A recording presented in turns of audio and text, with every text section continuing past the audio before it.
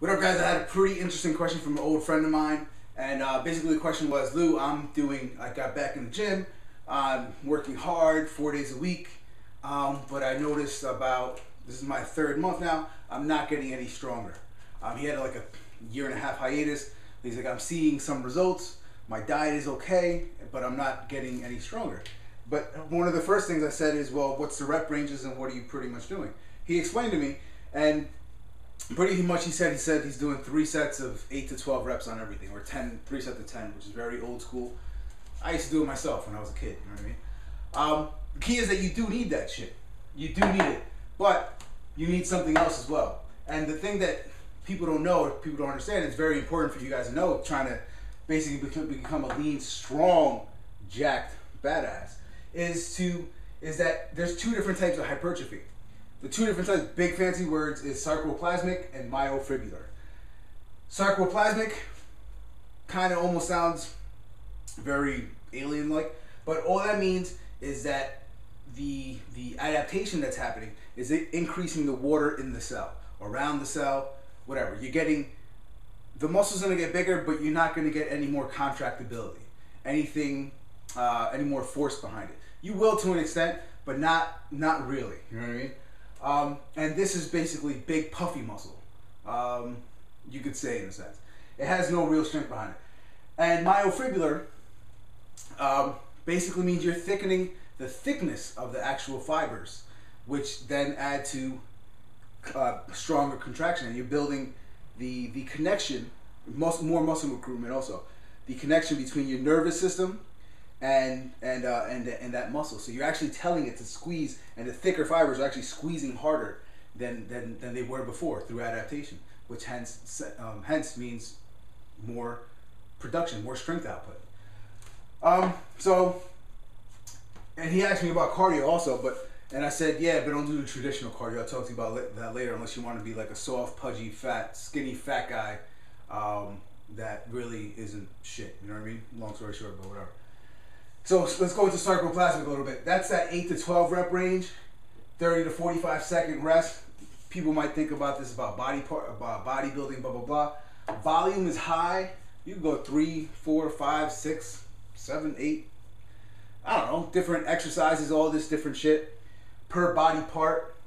I'm talking about bodybuilding wise. And basically this is that pump effect that people always say, I feel swole, I feel jacked, blah, blah, blah. Because you're fucking pumping so much fucking blood into that area. You know what I mean? Like, Jesus Christ, of course it's going to be swole. Myofibrillar, think of powerlifting.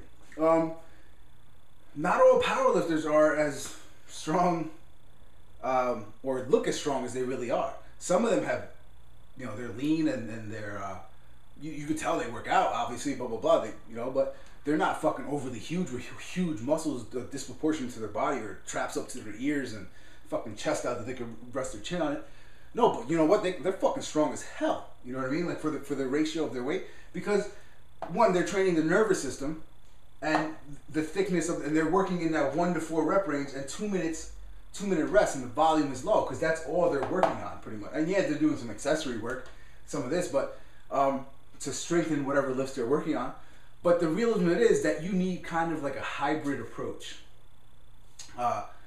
You need to work both sides of the spectrum there if you really want to have the best of all worlds, and you really could if you understand programming. So one of the things that we'll get into that programming part in a bit is that these share is intensity like fucking mentally and intensity weight wise. Just because this is 8 to 12 reps doesn't mean that, you know, it's some light shit. It could be 8 to 12 reps, dude. It could be heavy as hell too, for, you know what I mean? Like, as long as you're getting 12 solid reps, full range of motion. And you're working intensity fucking back and forth. 30-second rest for doing some work like that, it's not that much time. And you're going supersetting, tri-setting, every kind of cluster, bomb sets, whatever the hell you could think of to make it kind of fun and blah, blah, blah. So you're fucking working, and you're fucking exhausted almost by the end of your sets. But this, the reason that they share this is intensity with fucking like this guy is intensity with like 1,000 pounds on the bar. And you're fucking exhausted because you just fucking back squatted 500 for 5 reps. You know what I mean? Like that's fucking, or 4 reps, I'm sorry. But that's fucking intense. That is some intense shit going on. And then you're gonna take a 2-minute rest. But the key is, programming wise, is that you need both approaches. So you would start with something here. You would start with a clean and press, a squat, a deadlift, a jerk, some big movement, and you would work like 6 sets of triples with heavy ass weight. You know what I mean? Like heavy. That by your 3rd rep, your form is almost breaking down. You know what I mean? Like you always want to be on the side of caution with that, but you know that's how you want to work that.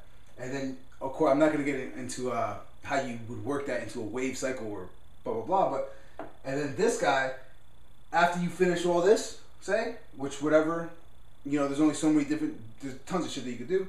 Say it's a squat, you would hit all different type of squats, or the squat family, like I like to call it. Then you do some accessory work for that squat, single leg work, explosive work, you know, just RDLs. There's tons of shit if you want to keep it all lower body. There's tons of shit that you could do for that. And then you would have what I call, you know, beast building conditioning. Like you'd want to get into some metabolic conditioning and basically build a motor and build an engine that never stops. You know what I mean? Like you want to train everybody that their conditioning levels are through the roof. But that's for another thing. But basically, I hope this answered your question, because this is some interesting shit that you can, and this is the way I train myself. And for the most part, I do some other funky shit also. But this is, if you remember, this is my thickness. Just think thickness of fibers. And this is just water. And this will increase strength here. It will. That's why anybody who lifts, pretty much everybody who's a beginner who lifts, they start lifting. You can do anything when you begin, and you're going to make some gains.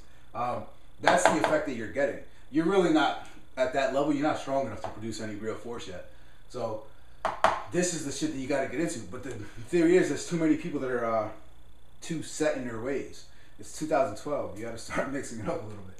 You know what I mean? Like you need a cross breed of both. You need to be a hybrid, lean, strong, and jacked animal.